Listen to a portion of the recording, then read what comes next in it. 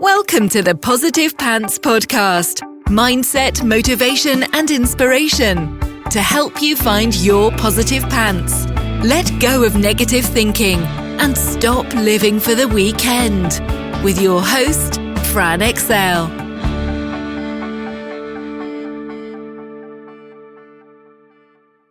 So welcome to the show. As always, it's Fran Excel Mindset Coach, helping you find your very own pair of positive pants so you can get out of your own way and live a life that you love. Thank you so much for joining me. I'm very grateful you've chosen to put me in your earbuds today. Please do hit the subscribe button so you don't miss anything, and do leave me a review. I love reading them, and it really helps me get found by other people who need to hear what I share. I'd also love you to email me your mindset and productivity questions or topics you'd love me to cover to hello@franexcel.com, because I know a lot of you think I'm inside your heads because you tell me all the time. But if I don't know what you need, I can't give it to you. So let me know. It's funny, isn't it? How we can find so many common links and parallels between so many different areas in life. So many hidden or not so hidden messages in the things that we do that we often miss or ignore. So I thought I would demonstrate this with what I've learned in lockdown in my garden and have a little fun with you today. So I've developed quite the set of green fingers during lockdown, and there's a few key things that I've learned from growing our own stuff that has taught me some things in business. You know, from seeds starting in a greenhouse, we've grown 2 types of peas, Mizuna greens, which is basically rocket, lettuce, carrots, rosemary, thyme, radishes, chard, beetroot, sunflowers, borage, pumpkins, courgettes, blackcurrants, raspberries, and probably a load of stuff I have forgotten. So what have I learned in the process that can help you in your business or in other areas of your life? Number 1, you've got to clear out the weeds first. If you don't, the things you want to grow won't or can't. The weeds will just take over. So what weeds do you need to take out? Are there some pesky thoughts and beliefs that need weeding out? Some people that are holding you back? You know, what are the weeds stopping you growing what you want to right now? Number 2, everything blooms in its own time. Patience. Let go of control. This is a big one. You don't plant a seed one day and expect it to be fully grown the next day, do you? No. So why do we do this in other areas of our lives? Delayed gratification is actually so much more satisfying. Good things take time. They take patience. You can't rush through the process no matter how hard you want to. Number 3, consistency is key. Oh goodness, this is a biggie. When you are trying to grow something from nothing, you can't just do it willy-nilly every so often. Love that I just said willy-nilly.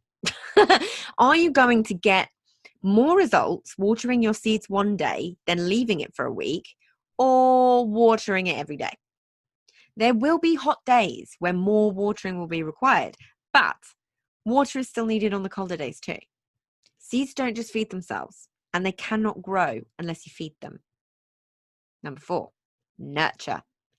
Obviously, the last point takes me nicely onto nurturing. You know, this is so important. Whatever stage you're at, everything still needs nurturing. Whether this is audiences, leads, relationships, tech, networks you're building, clients that you have, it's the same. If the plant is a seed, seedling, or full grown, it still needs nurturing, right? It doesn't get to a certain point and you just stop. The needs may change slightly, but they can't flourish and reach their full potential without your nurture, right? Nothing grows on its own. Number 5, sometimes you can do everything right, but it still doesn't work. It's the nature of the beast. Sometimes we've done everything the right way, but it doesn't work out for some reason. Take my bergamot and sweet William, for example. They got exactly the same treatment as everything else, but they just didn't grow. There was just a sad 2 rows in my seed trays with nothing there. It didn't make any sense. But I can choose to feel like I failed or blame the seeds for not growing, or I can research that particular plant a little bit more, see where I may have gone wrong and try again next year. It may be they needed less water or more water. I was treating them the same as everything else that was in there. Or maybe they would have been better planted straight into the ground. Just a little different treatment to the other plants, because that happens sometimes, right? Just because something doesn't work out the first time doesn't mean it's always going to be the case. If you want something, try again. Work out what may have gone wrong, see if there's a different way, and go again. Next one. Nothing grows bigger than the boundaries you give it. This was interesting for me and so telling. Once your seedlings get to a certain size, you need to put them in a bigger pot. It's the only way they'll keep growing. And then again and again until they're ready to be planted into the big vegetable patch or in the flower beds where they can really find their feet or roots. We have some amazing lettuces, all planted at the same time. The ones in the veg patch are humongous and have kept us in salad for months. There were 2 that didn't fit in the patch, so we kept them in a big pot. They are about 1/10 of the size.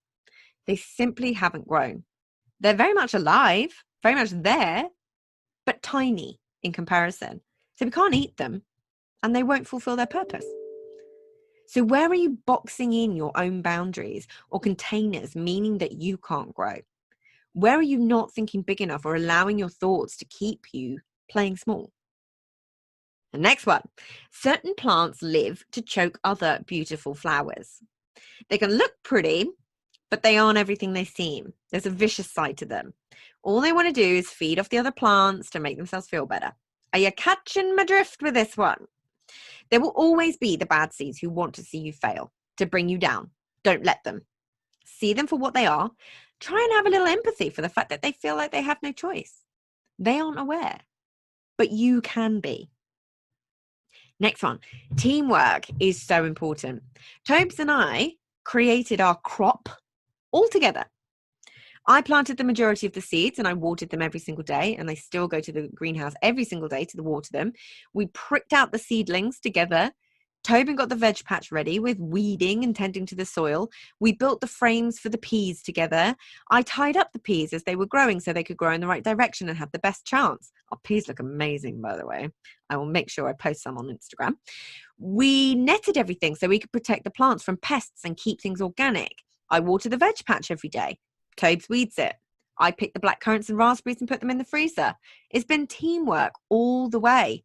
Tobes then cooks it all. You don't have to do everything on your own. It's so much easier with someone on your side, whether that's a coach, a mentor, a VA, a business manager, a membership community, a mastermind. You need to be able to bounce things off other people. Stay doing the bits that you enjoy and work with someone who complements your skills. 2 heads are better than 1, and you will have much better results. Next one, persistence is non-negotiable. There may be certain things you don't want to do that are necessary for the plants to thrive. Push through it and just get it done rather than keeping it in your noggin, or get someone else to do it.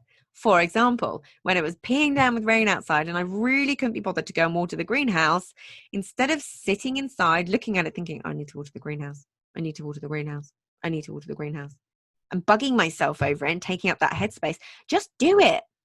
Or ask someone else to. Yeah? It was weeks before I saw any results with my seeds. That can make you want to give up, stop nurturing and watering. But what if they were just about to burst through the soil?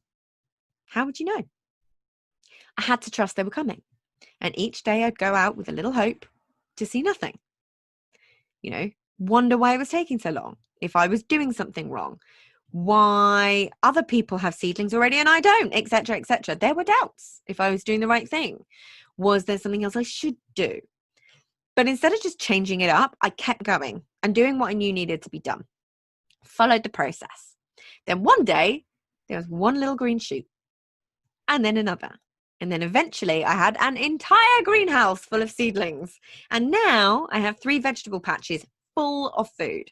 It's taken time, energy, commitment, trust, patience, experiments, nurture. Has it been worth it? Hell yeah. When I get to go outside and grab a pea pod, open it and eat the peas straight out of it. They taste incredible that way, by the way. When we eat our dinner every night and there's something from the garden in there, it's worth it. It's worth it for the sense of pride. It's worth it for the knowledge that I grew it and we get to benefit from the fruits of our labor. It means more. It may not always be easy. You have to try different things to see what works. But when you literally get to enjoy the fruits of your labor, it is worth every effort. It's worth the time, the trial, the errors, the failures, the trust, the lessons. So stick with it, my friends, and tend to that beautiful garden of yours. So, if you got value from this and you know in your gut that now is the time to step up and start rewiring your thinking and changing things for yourself, then book in a free discovery call so we can work out what needs to happen to get you from where you're at right now to the action-taking success you know you can be.